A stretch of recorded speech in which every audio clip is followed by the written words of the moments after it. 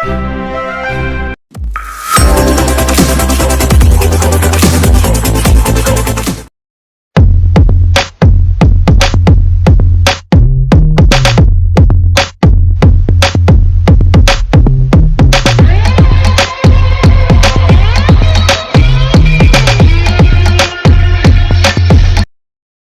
nature. My nature is that if I see something incredibly wrong and unfair, I want to do something, stop it. So I declared as a young man to stop racing. So and here I am. I'm 50. Let me see. Tomorrow I'll be 55. Okay. Here today on the WNR, we're interviewing Aaron Payne, and he does 3D artwork. You want me to stay in animation too? Yeah, you can say that. All right, I forgot to say animation. It's no cut on this, so if you got that, you got it. Okay, so tell them a little bit about All right, my name is Aaron Payne, and I've been learning animation for over 20 years, about 22 years. Um, it started years ago when I was trying to make a comic book or something, and I got my first computer back in 2000, I believe it was, no, 1999. It was actually. I got my first computer. So when I learned that you could do animation and stuff, I went looking for an animation program, and I found a program called Blender. But at the time, it wasn't a lot of documentation, and I just had it on my computer. I was playing with it. I was trying to do what I could with it. And after 7 years, I learned how to use it. 7 years. So I always wanted to be an animator. I always wanted to make art. it. So tell us more about your childhood. Have you always wanted to do 3D since you were a kid? Like, has this, like, he's an animator, y'all, so has this always been your dream to do it?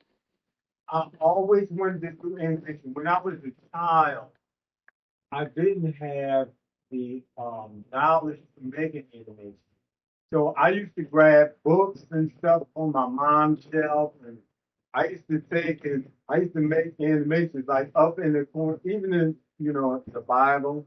Oh, my mom got me on that. I made like a bouncing ball. No, I would take the books and I would make images like right in the corner where you could barely notice them. And I would have like bouncing balls or a dog or a person running. Like you would pick up a dictionary in my house. I love dictionaries because they were big. And I would make a flip book out of it by putting an image on each page. And then you could flick it, and then I got so good that after a while, people would like my brothers and sisters would ask me, what is like, what's the latest that you did? And I would be like, see that thesaurus? Look in there. And then you would see like a man running and the car hitting them. Yeah, so Yeah, that was my first. it sounds like your childhood was very eventful and you made it that way. Like, oh my God. Has any of your peers ever wanted to do it? Like, have you even encouraged them, like, come on, let's do this? Like, I did like I had a younger brother, but he didn't have the patience too much for it. He liked drawing. A lot of my family was artists, and mostly they would draw their things. any names, like names of family members? Well, I had a brother named Alex. Hmm. He was an artist. He draw very well. He liked acrylics. He liked uh, oil paints. Then you see, I had various brothers. I had like what of me it's seven brothers and sisters, so I'm eight of them. Yeah. They all had artistic ability in different areas. So I like animation, but I did draw and paint. and I love making things out of cereal boxes and cardboard boxes. Oh, I went Oh off. my God, you going in my field You know what now? Let me get it. All right. I made like the Star Trek spaceship out of a cardboard box now. Hmm. with lights on it. And yeah, the USS Enterprise. Now painted it, yes, out of cardboard, about yay big. And I made transformers that actually could transform out of cardboard box.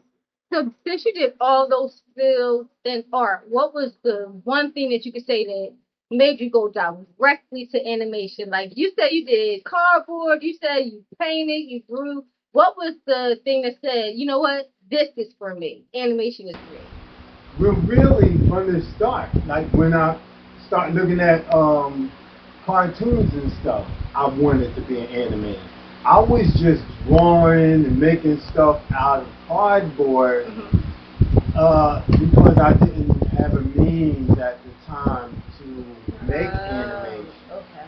So, but I always feel knew in my heart I would pursue animation somewhere in my life. But what got you to directly direct your art to just all African surrealism? Okay, that's a great question. I should have. Oh, right. Well, as I used to live in South Philadelphia around a single digit numbers, around 8th Street. And back in the 70s, it was a very dangerous place for us. Those who live in my neighborhood, it was a radius of probably about 20 blocks, 30. And outside, when we travel outside of our neighborhood, we would unfortunately get attacked by a lot of racist people. You know, unfortunately, we had to go, so we had to constantly be aware of that fact when we venture out the neighborhood. So we were chased and stuff. And as a small child, when I was first, I was about 7, when I first witnessed this horrible reality. I saw a friend get attacked in front of me. And as a child, you know, you're gonna ask why? What's going on? So when I was explained, this was my first encounter with racism, and I was terrified. I was shocked. I was uh, what's the word I'm looking for? But traumatized. I was traumatized. So that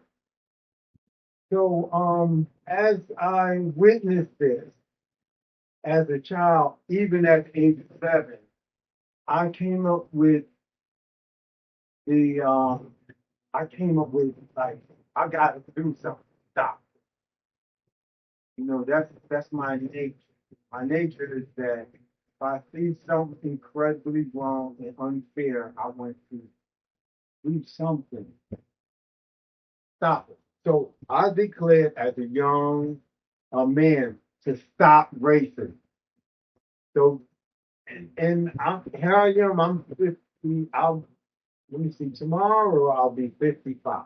Tomorrow. Oh, happy birthday. Thank you. Thank you. Tomorrow I'll be 55.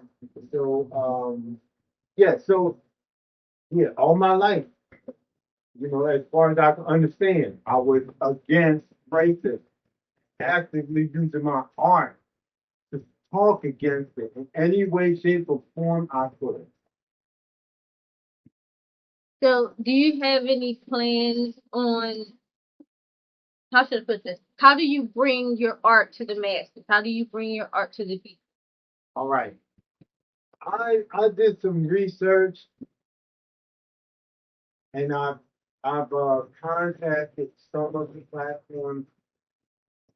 Now I didn't like the process that like they would like take a lot of money off you, and I felt like it was a rip off. So I say I believe in, I always did believe in taking my art, whatever I make, and just take it to the masses, no middleman.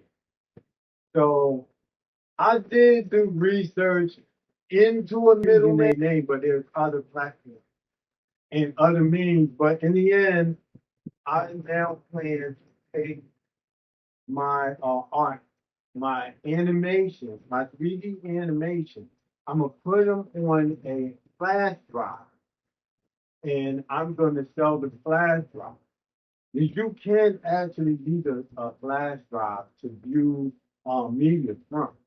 Like you can use a flash drive on your television. You can with an adapter, you can use a flash drive with your telephone, with your phone.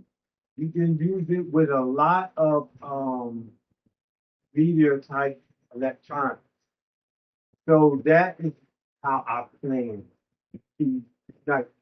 It's gonna my animation will go from me to the people directly, no middleman, and we're gonna see how that works. I'm just gonna make it work. However long it takes, people gonna have to get used to having a different medium. And I think it's time that So tell us, what are the things you're working on now? oh, oh I yeah, to me it's yeah. Okay. All right. Right now I'm working on a mini series called Just Schooling.